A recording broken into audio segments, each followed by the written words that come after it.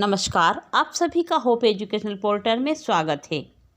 आज हम कक्षा 10वीं के बच्चों को सेमुसी भाग 2 से पाठ 6 सुभाष तानी पढ़ाने जा रहे हैं। आलस्य ही मनुष्यनां शरीरस्थो महान रिपुहा नास्य युग्मस्मो बंधुकृता कृत्वा यम नावसीदति।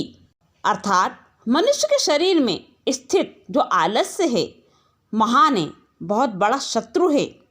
परिश्रम के समान मित्र नहीं है। जिस परिश्रम करके मनुष्य दुखी कभी नहीं होता। दूसरा श्लोक, गुणी गुणम वेत्ति न वेत्ति निर्गुणो बली बलम वेत्ति न वेत्ति निर्बलः पिको वसंत गुण न वायसः करी च सेहस बलम न मूषकः।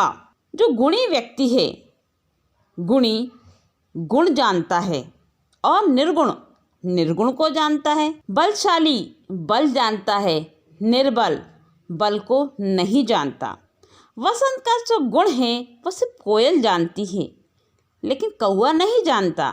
शेर का बल सिर्फ हाथी जानता है, चूहा नहीं जानता।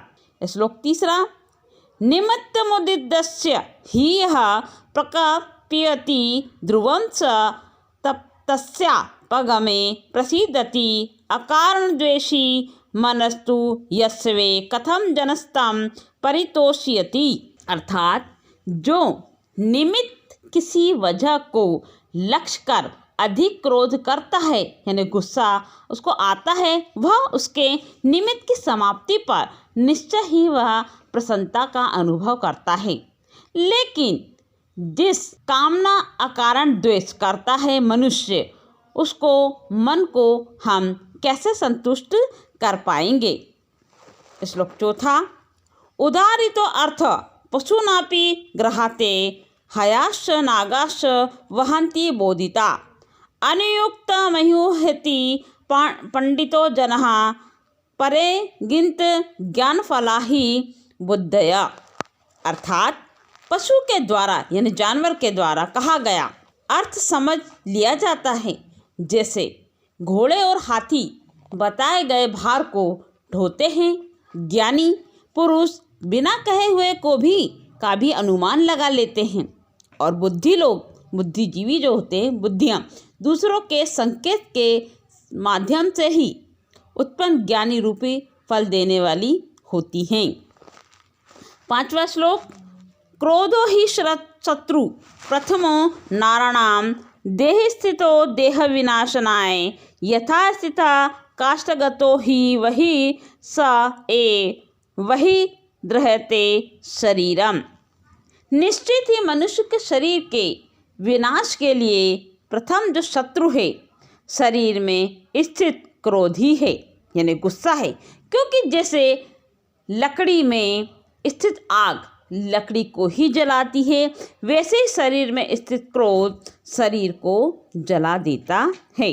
श्लोक 6, मृगा मृगे संगमनु व्रजन्ति गावश्च गोभिः तुरंगे मूर्खाश्च मूर्खे सुधीय सुधीभिः समानशीलः व्यनेषु संख्यम।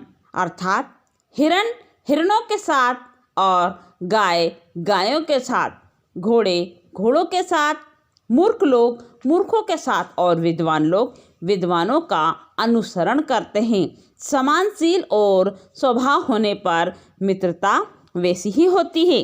श्लोक 7, सेतिव्यो महावृक्षः फलेच्छाय समन्वितः यदि देवात् फलं नास्ति छाया केन निवार्यते। अर्थात फल और छाया से युक्त महान वृक्ष आश्चर्य लेने योग्य हैं। यदि भाग्य से फल नहीं है तो वृक्ष की छाया किसके द्वारा रोकी जा सकती है। श्लोक 8, अमंत्रक्षम नास्ति नास्ति मूल मनोषधम अयोग्यः पुरुषः नास्ति योजकस्त्र दुर्लभ। अर्थात मंत्र से रहित अक्षर नहीं होता और जड़ औषधि से रहित नहीं होती। योग्यता से रहित व्यक्ति नहीं होता, वहाँ गुणों को जोड़ने वाला दुर्लभ होता है। श्लोक 9, संपत्तो च विपत्तो च महतां के रूपता उदय सविता रक्तो रक्तश्चात्तमये तथा। अर्थात महापुरुष संपत्ति और विपत्ति में एक समान होते हैं। जैसे सूर्य उदय होता हुआ भी लाल प्रतीत होता है और वैसे ही अस्त होने पर भी हमें लाल प्रतीत होता है।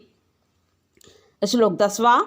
विचित्र खलु संसारे नास्ति कश्चित् निरर्थकम् अश्वश्चेत् धावने वीरः भारस्य वहने खरः। विचित्र संसार में निश्चित ही कुछ भी निरर्थक नहीं है। यदि घोड़ा दौड़ने में वीर है तो गधा भार उठाने में वीर है।